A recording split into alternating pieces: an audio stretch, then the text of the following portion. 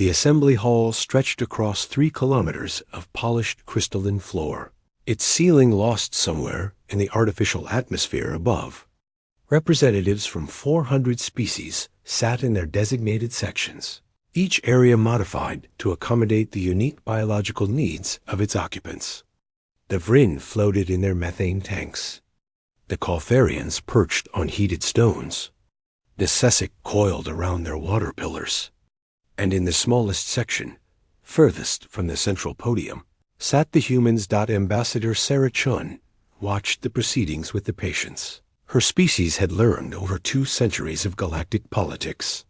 Her dark eyes tracked the movements of High Chancellor Verox as he circled the speaking platform, his 6 legs carrying his massive frame with practiced authority. The Thalner had held the chancellorship for 8 consecutive terms. Their military strength and economic influence made them virtually uncontestable. The matter before this council requires immediate resolution, Verox announced, his translation device rendering his chittering speech into the common tongue. The Terran Empire has exceeded its authorized expansion limits by 17 systems. This violation cannot be overlooked. Sarah felt the familiar weight of controlled anger settling in her chest. 17 systems. All of them previously unclaimed. All of them surveyed and registered according to galactic law. All of them now home to human colonies that had spent decades transforming barren rocks into thriving worlds.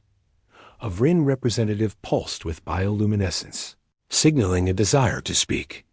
Chancellor Verox acknowledged the gesture. The humans have demonstrated a disturbing pattern of aggressive colonization, the Vryn's translator crackled.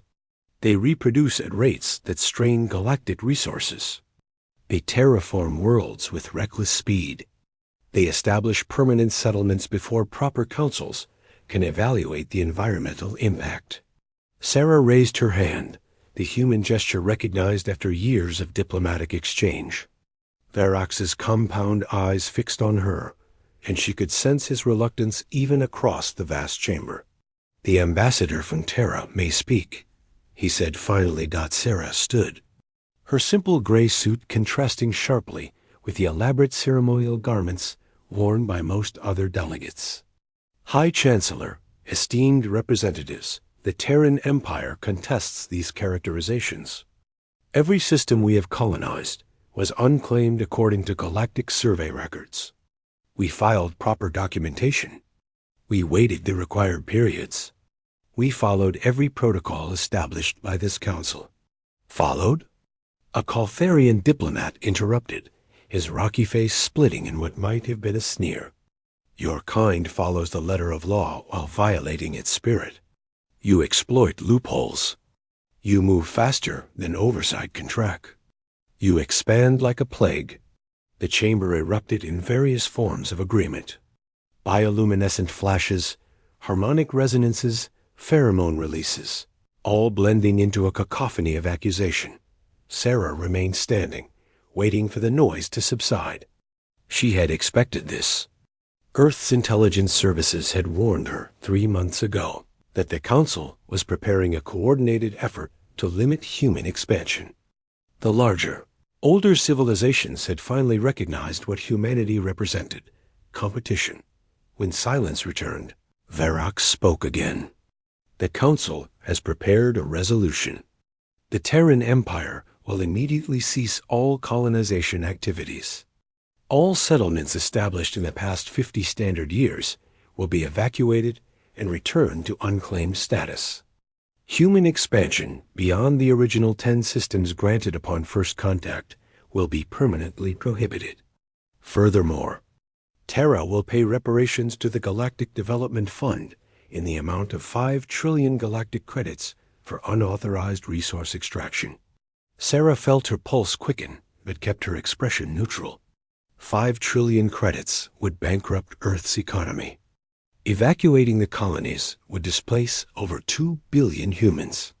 Confining humanity to 10 systems would doom them to permanent subordinate status in galactic civilization. These terms are unacceptable, she said quietly. Verox's. Mandibles clicked in what his species considered laughter. They are not terms, Ambassador Chun. They are requirements. This council has voted. The resolution passed with 82% approval. Then humanity withdraws its consent to be governed by this council's decisions. The chamber fell silent. For a long moment, no one moved. The concept of refusing council authority was so foreign that most species lacked even the vocabulary to discuss it. You cannot simply withdraw, Verax said, his tone sharpening. Membership in the Galactic Council is permanent. It is the foundation of civilized space. We never asked to join, Sarah replied. When our first ships reached beyond our solar system, we were told that all spacefaring species automatically fell under council jurisdiction. We accepted this because we were new, because we were weak, because we believed in the promise of a fair and just galactic community. She paused, looking around the vast chamber. We were wrong. A Sessic representative uncoiled slightly. You speak of fairness while your species breeds without limit and consumes resources at unsustainable rates. We breed within the rates common to most carbon-based species, Sarah countered. We consume less per capita than the Vryn, the Fauner, or the Coltharians. Our crime is that we are efficient. We terraform faster because we must. We build stronger because we have no ancient infrastructure to rely on.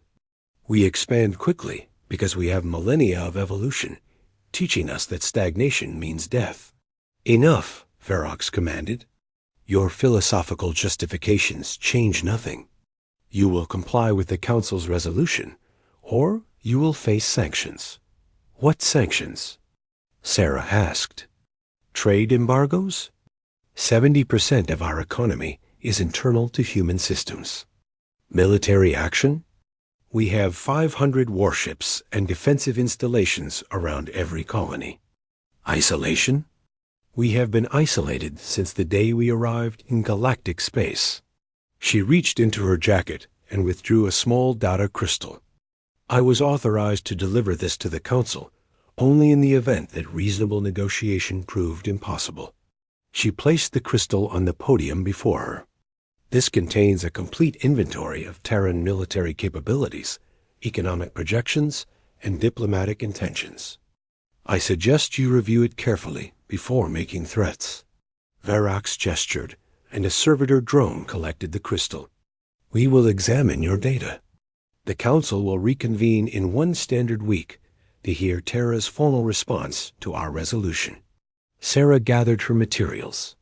You will have our response before then, Chancellor. I guarantee it.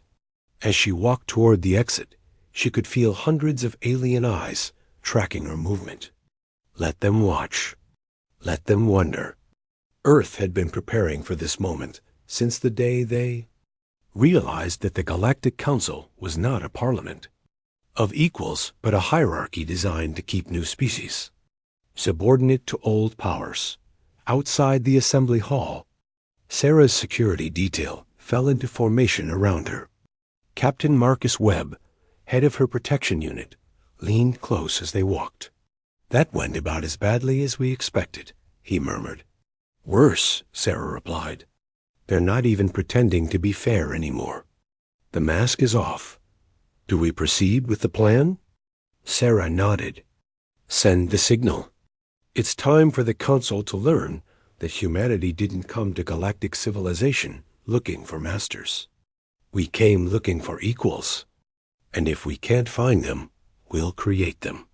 Webb touched his communicator, sending an encrypted burst transmission across the quantum network. Within hours, the message would reach Earth. Within days, the Terran Empire's true response would begin. The age of human submission was over. The age of Terran ascendance had begun. High Chancellor Verax stood in his private chamber, the data crystal's contents projected across multiple holographic displays. His chief intelligence advisor, a Thauner named Kresh, paced nervously behind him. This cannot be accurate, Kresh said for the 3rd time. The projections are impossible. Varrox rotated through the tactical displays, his compound eyes processing information faster than most species could read. Ship counts, weapons yields, industrial capacity, research developments. Every metric painted the same disturbing picture. "Run verification protocols again," he ordered. "Already completed, Chancellor. 5 times. The data matches our own intelligence estimates where overlap exists. Where it exceeds our knowledge, we found no evidence of fabrication." Kresh stopped pacing. They've been hiding their true strength for decades. The numbers haunted Virox. The Council believed humanity possessed 500 warships. The data showed 5,000, with production facilities capable of adding another 1,000 per standard year. The Council tracked 27 human colonies. The crystal revealed 73 established settlements and 47 more under active development. How did we miss this? Virox demanded. They learned from watching us, Kresh explained. Every species that joined the Council within the past millennium was carefully managed, their expansion controlled through bureaucratic delays and economic pressure. The humans observed this pattern and adapted. They built secondary colonies and systems we classified as uninhabitable. They developed closed-loop economies we couldn't monitor. They created military forces disguised as commercial shipping. Virox focused on the weapons specifications. Human ships were smaller than Council standard warships, but faster and more maneuverable. Their weapons technology lagged behind Thauner cutting-edge designs, but only by 15 years, instead of the century the Council had assumed. More disturbing were the notations about ongoing research projects, quantum jamming systems, relativistic kinetic weapons, something called a stellar compression device. "What is a stellar compression device?" he asked. Kresh pulled up that section of the data. Their notes are deliberately vague, but our analysts believe it's a weapon designed to trigger premature stellar collapse. A sun killer. The Chancellor felt a chill run through his exoskeleton. The Council had treaties banning such weapons. Every civilization had abandoned stellar engineering as a military application after the Cortex incident had sterilized 7 inhabited systems 3,000 years ago. They're bluffing, Virox decided, attempting to intimidate us.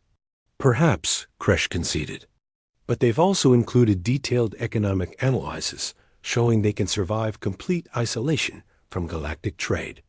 Agricultural output, industrial production, raw material extraction, everything needed for self-sufficiency.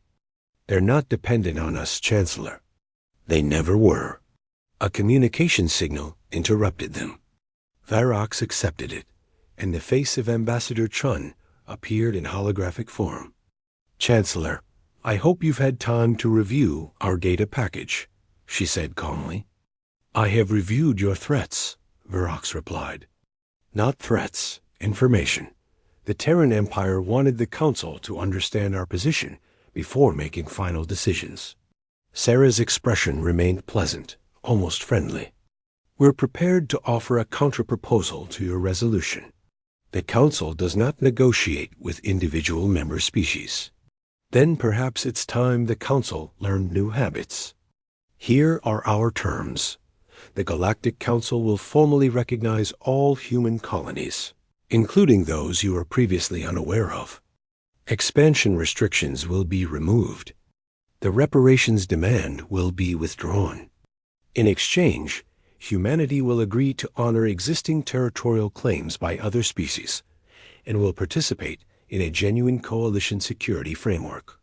Virox's mandibles clicked in agitation. "You dare dictate terms after violating Council law?" "We violated no laws, Chancellor. We simply refused to be limited by policies designed to keep us weak. Every system we claimed was legally available. Every colony we built followed protocols. The only thing we did wrong was succeed too well for your comfort. The Council will never accept these terms." Sarah smiled. Then I suggest you prepare the Council for what comes next. You have 3 standard days to respond. After that, we begin Phase 2 of our Independence Initiative. The transmission ended. Varrock stood in silence, processing the implications. Finally, he turned to Kresh. Summon the Security Committee.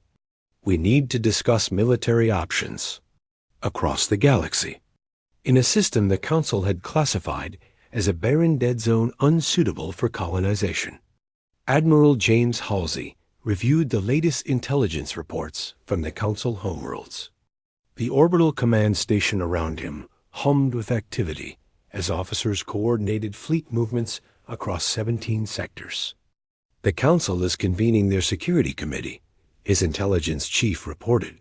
Probability of military response, 73% and rising.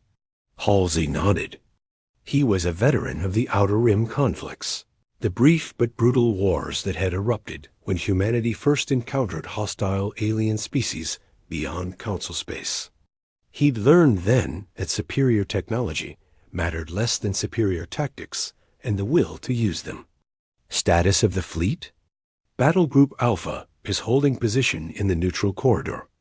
Battle Group Beta is dispersed across the colonial defensive perimeter. Battle Groups Gamma through Epsilon are running dark in designated reserve positions. Total force, 4,200 combat-ready vessels. And the civilian evacuation? 87% complete. All priority personnel and dependents have been moved to secured systems. Remaining civilians are volunteers who understand the risks. Halsey studied the tactical display. The Council's main military strength came from the Thalnar Armada, approximately 12,000 ships concentrated in 3 fleet groups.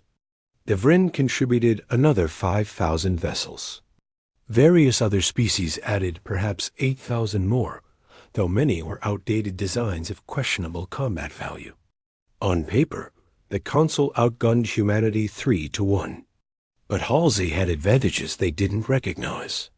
Human crews trained constantly, rotating through combat simulations that tested every scenario their tactical computers could imagine.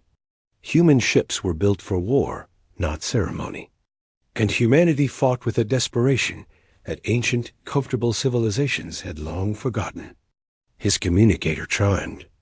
The face of President Elizabeth Okonkwo appeared, transmitted via quantum link from Earth.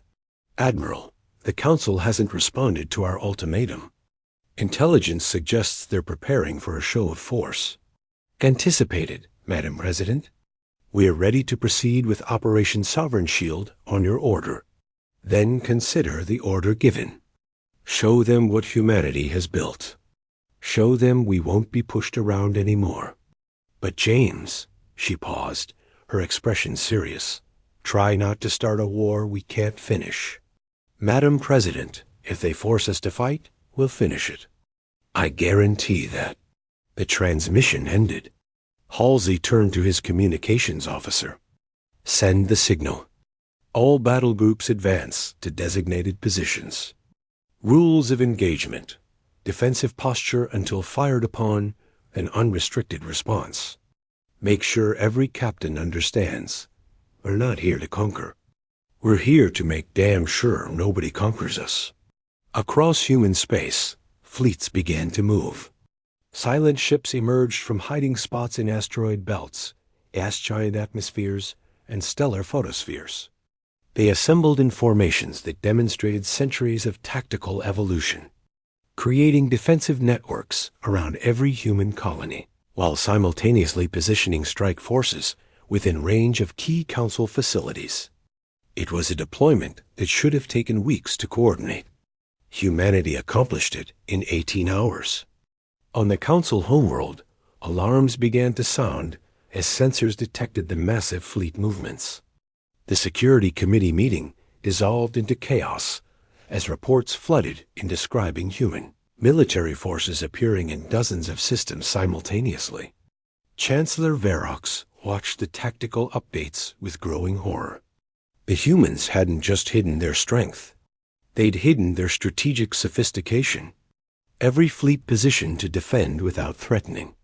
Every formation calculated to show strength without triggering automatic defensive responses. "They've been planning this for years," he whispered. In the assembly hall, emergency sessions convened as panicked representatives demanded explanations. The neat hierarchy that had governed galactic civilization for millennia was crumbling, and everyone knew it.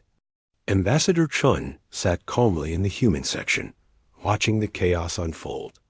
Her communicator buzzed with a message from Admiral Halsey. Deployment complete. All forces in position. No hostile contact. Awaiting further instructions. She typed a simple response. Hold position. Let them think about what they're seeing. The Council was about to learn an important lesson. Humanity had studied galactic civilization carefully. They'd identified its weaknesses, its assumptions, its blind spots. And now they were exploiting all of them simultaneously.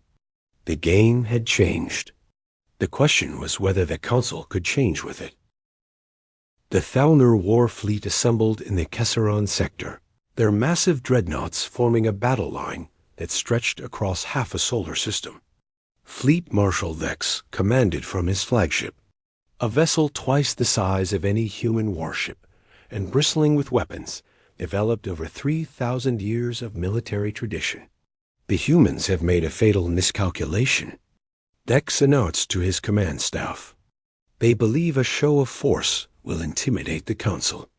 Instead, they have revealed their positions and committed their reserves to defensive postures. We will demonstrate the consequences of challenging established order." His primary target was the human colony of New Nairobi, a world in disputed space that the Council claimed fell within Thalner territorial waters. Intelligence suggested minimal military presence and a population of approximately 40 million civilians. A swift strike would shatter human morale and force them back to the negotiating table on the Council's terms. "All ships report ready status." "Marshal," his tactical officer confirmed. "Initiate jump sequence." "We strike in 3, 2. The space around the Thalner fleet rippled as jump drives powered up. Then every ship's systems crashed simultaneously. Warning klaxons shrieked across the flagship's bridge. Emergency lighting activated as primary power systems failed. Vex gripped his command throne as the ship lurched, artificial gravity fluctuating wildly. "Report," he roared. "Unknown weapons effect, Marshal. All quantum processors have been scrambled. Jump drives offline. Weapons targeting offline. Communications limited to short range only. We're blind." Through the viewport, Vex watched as his entire fleet drifted helplessly, their sophisticated systems reduced to chaos. Then he saw them, human ships decloaking in perfect formation around the Thalner fleet. Not 500 vessels. Not even the 5,000 their intelligence had estimated. The sensor reports that still functioned showed over 8,000 human warships surrounding his force. A communication signal cut through the interference, audio only. A human voice spoke in perfect Thalner dialect. "Fleet Marshal Vex, this is Admiral Halsey of the Terran Empire Navy. Your fleet has been disabled by quantum jamming technology. Your ships are intact, your crews unharmed, but you are no longer capable of offensive action. You have 1 hour to withdraw from this sector. If you remain, we will begin systematically destroying your vessels." Vex's claws dug into his armrests. "This is an act of war." "No, Marshal. This is a demonstration. Your Council believes we are primitives who stumbled into space with borrowed technology and limited vision. We're correcting that misunderstanding. You have 59 minutes. The channel closed." Vex looked at his tactical officer. "Can we restore systems?" "Not while the jamming is active, sir. Our technology is more sophisticated than theirs, which makes it more vulnerable to this kind of attack. It's brilliant, actually. They turned our advancement against us." In the Council Assembly Hall, chaos reigned. Holographic displays showed the Falmer fleet's humiliation being broadcast across every major communication network. The most powerful military force in galactic civilization had been neutered without a shot fired. Chancellor Verox watched his political authority disintegrating in real time. Representatives who had voted for the anti-human resolution were now demanding explanations. The Vryn delegation had withdrawn to emergency consultations. The Caltharians were quietly distancing themselves from the Falmer position. Ambassador Chun stood at the central podium. Her request to address the assembly granted by emergency protocols. Esteemed representatives, the Terran Empire takes no pleasure in this demonstration. We have disabled the Falmer fleet without causing casualties because we do not seek war. We seek recognition of basic rights that should never have been in question. A Sussex representative coiled upward. You speak of rights while threatening the Council's peacekeeping forces. The Falmer fleet was not peacekeeping. It was preparing a punitive strike against New Nairobi, a civilian population center. We intercepted their operational orders 3 days ago. They planned to bombard our cities until we submitted to the Council's demands. Sarah's voice hardened. We will not submit. We will not be bullied. And we will not allow our people to be slaughtered because ancient civilizations fear competition. The chamber erupted in arguments. Sarah waited for silence, then continued. Humanity offers a choice. The Council can accept us as equals, with the same rights and protections granted to every species. In exchange, we will share our technology, including the quantum jamming system you've just witnessed. We will participate in genuine collective security. We will be partners, not subjects. And if we refuse? Verox asked, his voice heavy with resignation. Then we will withdraw completely from Council space. We will establish our own sphere of influence. We will pursue our own interests without regard for Council laws we had no voice in creating. And the next species that develops jump drives will face a choice. Join the Council's ancient hierarchy, or join humanity's new coalition, where merit matters more than age. The threat was clear. The Council's authority rested on being the only significant interstellar organization. If humanity created an alternative power structure, others would follow. Species tired of subordinate status, younger civilizations seeking fair treatment. Even dissatisfied factions within established powers might defect. A Vryn elder pulsed with dim light. How do we know you won't simply conquer us once we recognize your strength? Sarah smiled sadly.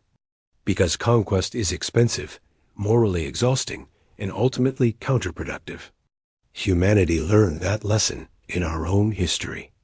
We had empires that spanned continents, built on subjugation and exploitation.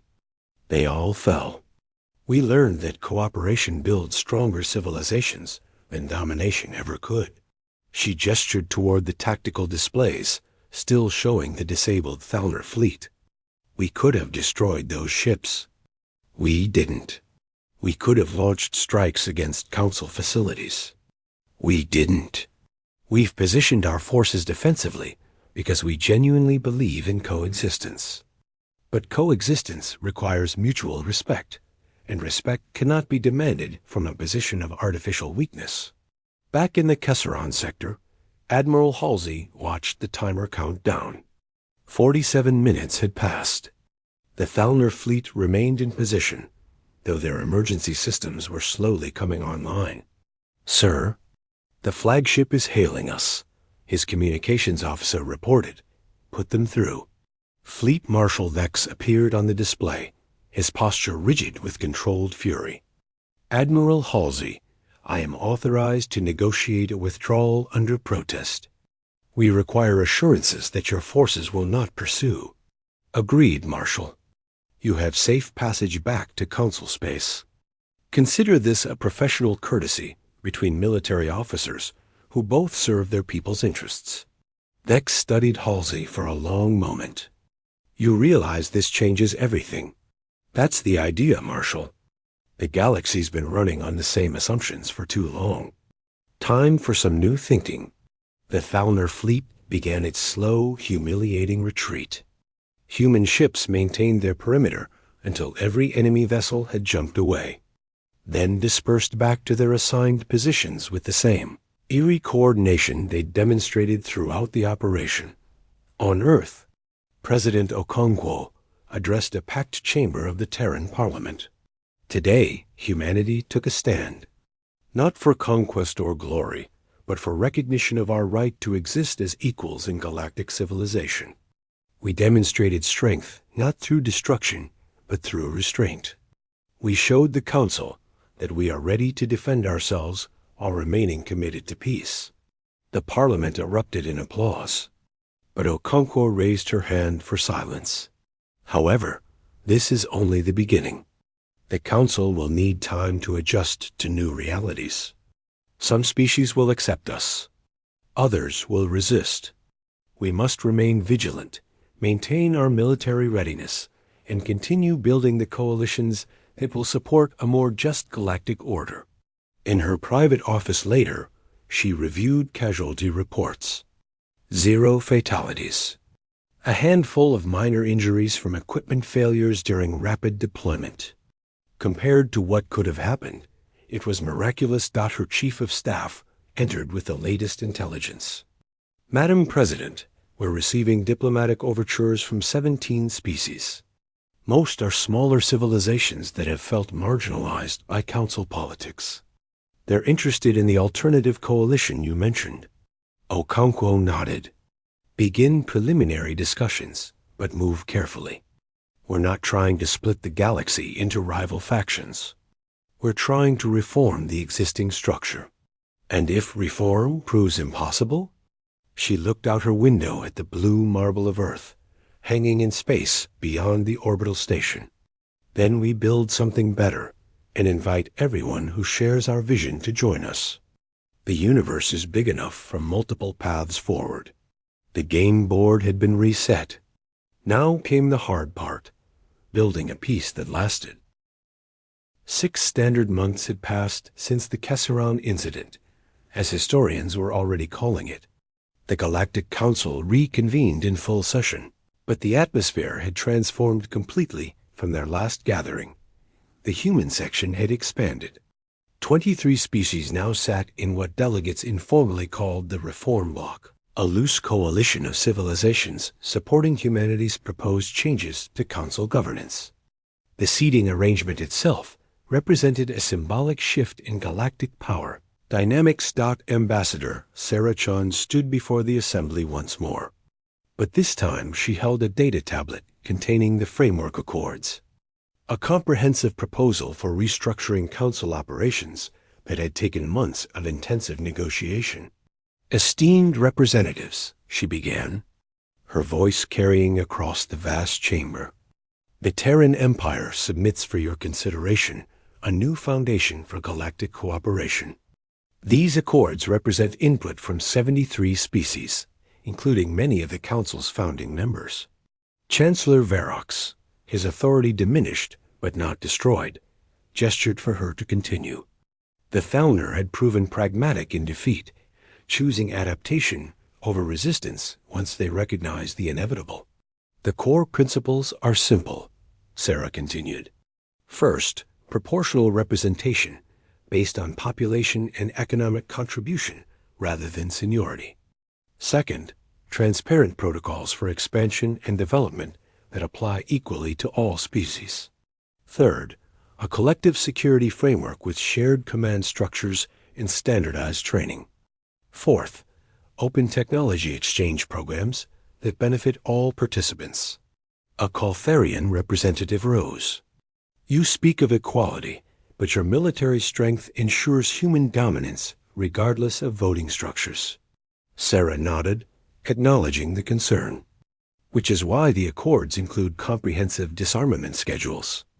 Over the next 20 standard years, all species will reduce military forces to levels appropriate for defense and peacekeeping. The Terran Empire will decommission 60% of our warships. The Thalner Armada will make similar reductions.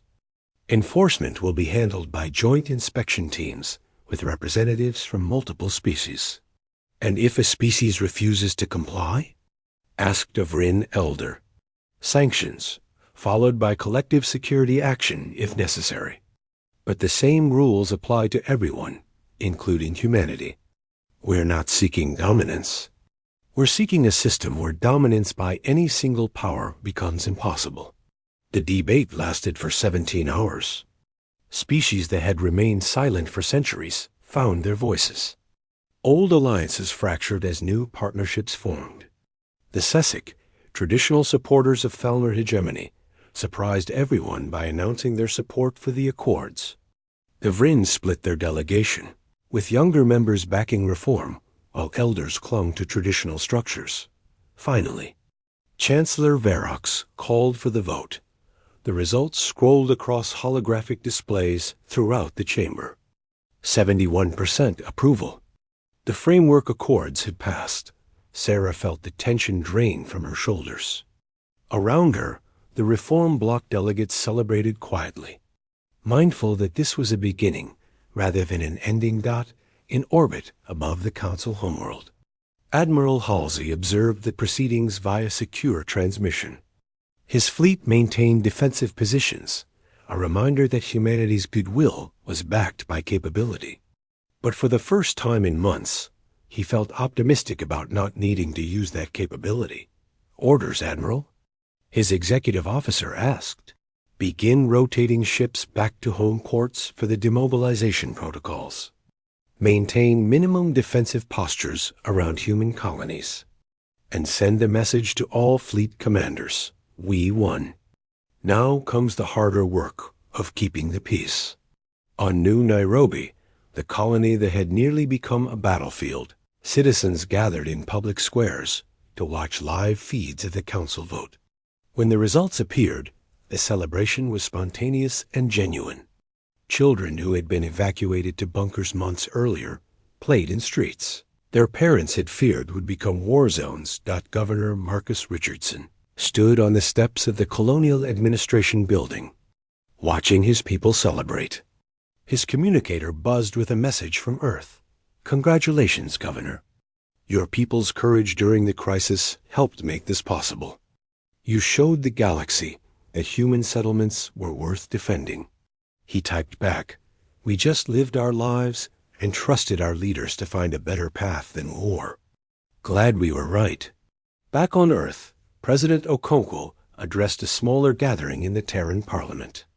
The initial euphoria of the Kesseron victory had faded into the grinding work of diplomacy and restructuring. Now, finally, there was tangible progress to report. The framework accords represent a compromise, she told the assembled representatives. We didn't get everything we wanted. Some restrictions on expansion remain. Some council bureaucracy persists. But we achieved the essential goal, recognition as equals with a voice in decisions affecting our future. Opposition leader Senator Morrison stood. Madam President, many constituents worry we've given up hard-won military advantages for promises that other species may not honor. A legitimate concern, Senator, which is why the accords include verification protocols and enforcement mechanisms. We're not disarming blindly. We're creating mutual accountability. She paused. But more importantly, we're building relationships. Over the past months, our diplomatic teams have worked alongside Felner officers, Vryn scientists, and Caltharian engineers. We've discovered that most species want the same things we do: security, prosperity, and freedom to develop according to their own values. The Parliament approved funding for the next phase of implementation. The Terran Empire would establish the Galactic Cooperation Initiative, a civilian organization focused on technology exchange, educational partnerships, and economic development in underserved regions of Council space. Ambassador Chun returned to Earth for the first time in a year. She met with President Okonkwo in the orbital station overlooking their homeworld. You look tired, the president observed. Sarah laughed. Exhausted, but satisfied. We gambled everything on the belief that showing strength while offering partnership would work. It did. What's next for you? The Council is establishing a Reform Implementation Committee.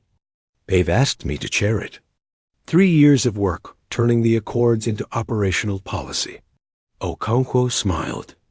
You could come home. Let someone else handle the details. I could. But this is the most important work humanity has ever attempted. We're not just securing our place in galactic civilization.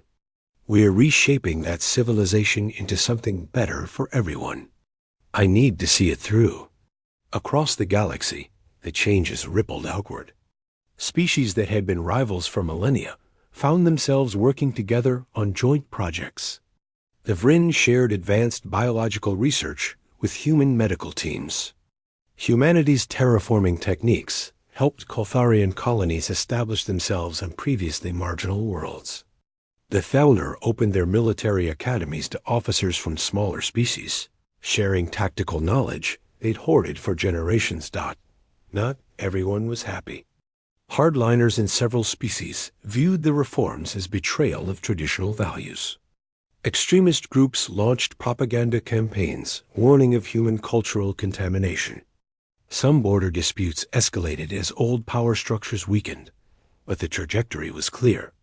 The galaxy was changing, and humanity had proven itself as a catalyst for that change. Admiral Halsey, overseeing the demobilization of the Third Fleet, received a communication from an unexpected source, Fleet Marshal Vex. Admiral, I wanted to contact you personally before this becomes public knowledge. The Thalner Admiralty is establishing a joint tactical development program with the Terran Navy. We'll be sharing operational doctrines and conducting combined exercises. Halsey allowed himself a rare smile. Marshal, 6 months ago we were preparing to shoot at each other. Indeed. Which is why this partnership is essential. If we can work together, we prove that former enemies can become allies. It sets an example for the entire Council. Agreed. I look forward to the collaboration. And Marshal, thank you for being pragmatic enough to accept change. Thank you for being strong enough to make change inevitable, yet wise enough to make it peaceful. On a small outpost in the frontier regions, a young Sussex scientist worked alongside a human researcher, analyzing xenobiology samples from a newly discovered ecosystem. They communicated in a pidgin mixture of both languages, supplemented by translation devices and hand gestures. Your people changed everything, the Sussex said during a break. The human, Dr. Lisa Torres, shrugged. We just refused to accept artificial limits. Every species could have done the same, but they didn't. Your kind had the courage to challenge assumptions the rest of us accepted as natural law. That takes a special kind of, what's your word? Audacity? Lisa grinned. We've been called worse. But yeah, audacity works. They returned to their research, a small example of the countless collaborations now occurring across Council space. The galaxy was learning that cooperation produced better results than hierarchy. Sarah Chun stood in the new Reform Implementation Committee headquarters, looking at organizational charts that would govern the next phase of galactic development. It was tedious work, creating accountability structures and appeal processes and resource allocation formulas. Nothing like the dramatic confrontation in the council chamber or the military show.